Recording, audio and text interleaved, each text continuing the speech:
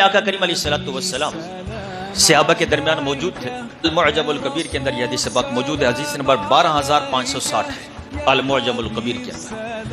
میرے آقا نے ارشاد فرمایا، حضرت عمر بن شعیب اس کے راوی ہے، ارشاد فرمایا کہ صحابہ یہ بتاؤ کہ ایو خلق اعجب الیکم ایمان، کس کا ایمان سب سے زیادہ رشک والا ہے، تعجب والا ہے، بتاؤ کس کا ایمان سب سے زیادہ مضبوط۔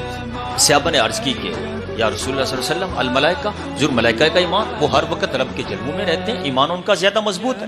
پر میں وہ کیسے مضبوط ہے، وہ تو 24 گھنٹے رب کی رحمتوں میں رہتے ہیں۔ پھر صحابہ نے عرض کیا یا رسول اللہ صلی اللہ علیہ وسلم انبیاء کرام، اللہ اکبر، میرے حضور نے فرمایا کہ ان پر تو رب کی وحی نازل ہوتی ہے، وہ ایمان نہیں لے آئیں گے تو پھر کون ایمان لائیں گے؟ حضور پھر ہمارا ایمان زیادہ مضبوط ہے، قابل رشک ہے۔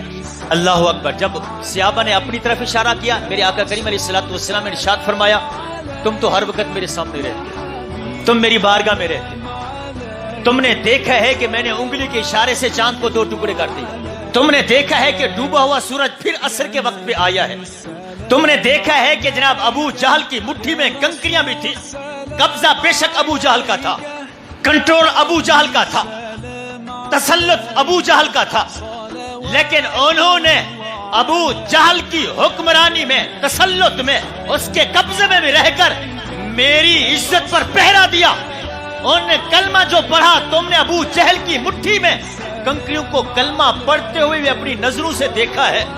اللہ اکبر۔